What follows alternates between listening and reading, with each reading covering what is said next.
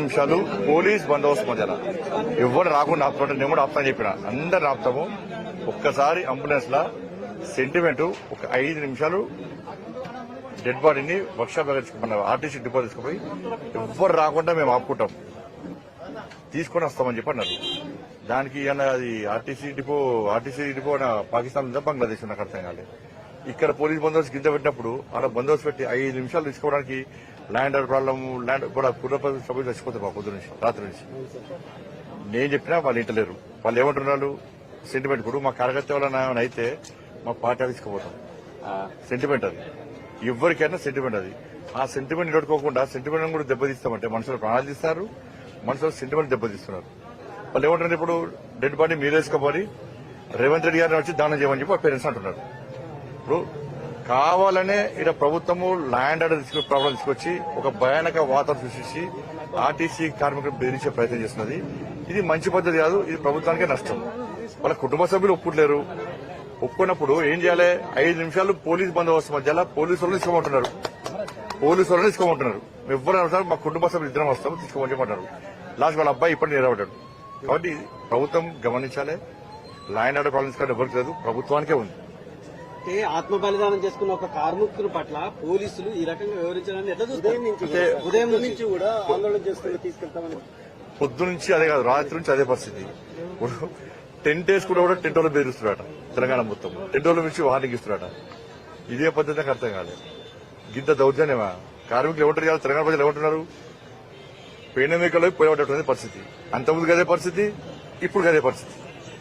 ఇది ఎవరు పేరు కోసమో పేరు ప్రఖ్యాతుల కోసమో ఎవరు పనిచేస్తలేరు ఇక్కడ. ఇవాళ వాళ్ళ పేరెంట్స్ యొక్క చివరి కోరిక ఒక్కసారి పోయి అలా చూపెట్టండి అంటున్నారు. ఎవ్వరు రామంటున్నారు. ఎవ్వరు వచ్చినా మేమే కంట్రోల్ చేస్తామని వాళ్ళ పేరెంట్స్ అంటున్నారు, కుటుంబ సభ్యులు అంటారు. ఎవ్వరు వచ్చినా మేము కంట్రోల్ చేస్తున్నాం. ఏ పార్టీ రాదు, మేమే మా కుటుంబ సభ్యులము, బాడీ పోలీస్ రాండి ఒకసారి 5 నిమిషాలు అక్కడ ఉంచేస్తామని చెప్పి అంటున్నారు. వాళ్ళు ఏమంటలేరు. లేకుంటే మేము దాన సంస్కారం చేయమంటున్నారు. రేవంత్ రెడ్డి గారిని వచ్చి దాని సంస్కారం చేసుకోమని చెప్పండి.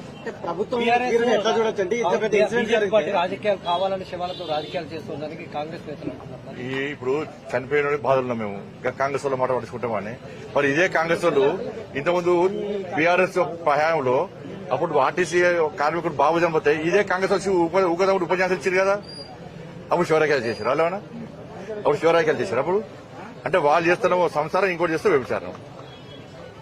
ఈ కాంగ్రెస్ మాట లోడుచుకుంటారు. చూస్తే జనం చూస్తున్నారు, ఎట్లా చూస్తున్నారు, జనం పుట్టు పొడుతున్నారు, తిట్లు. నేను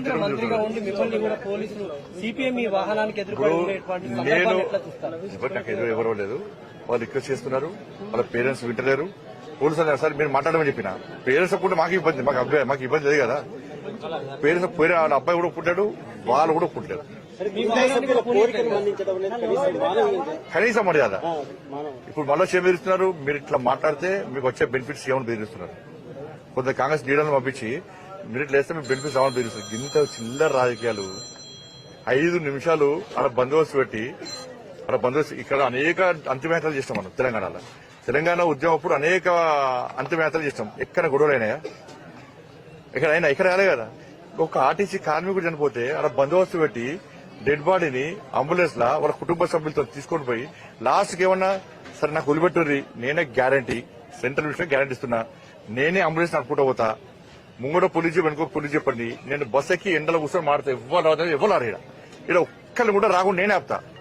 ఒక్క బాడీ తీసుకపోయి ఒక 5 నిమిషాలు వర్షాలు డిపో దగ్గర పెట్టి తీసుకొస్తానంతే. ఇది కూడా చెప్పినా కూడా మొండివాదం చేస్తే రేపటి దాకా డెడ్ బాడీ కట్టిన ఉంటుంది. రేపటి దాకా ఉంటుంది, నేను కూడా ఇక్కడ ఉంటా. వాళ్ళు అదేంటున్నారు, పోనీ ఏమని చెప్పారు. పోరా సార్ ల్యాండ్ ప్రాబ్లం వస్తుంటారు. ల్యాండ్ ప్రాబ్లం ఎందుకు వస్తుంది? కార్మికులు దొంగల లంగల కార్మికులు వాళ్ళ డిమాండ్ కోసం ప్రయత్నం చేస్తున్నారు, అడుగుతున్నారు. ఒక్కసారి ఆర్టీసీ కార్మికులు డిపో తీసుకుపోతాం అంటున్నారు. తప్పకుండా ఇంత పెద్ద ఇన్సిడెంట్ జరిగితే కేవలం ఒక ఆర్డీఓను పంపించి ఖండితులకు చర్యగా మాట్లాడడం ఎట్లా చూస్తారు? మీ క్వశ్చన్ ఆన్సర్ అట్లా చేస్తున్నారు వాళ్ళు. అట్లా ప్రభుత్వం అట్లున్నది పరిస్థితి.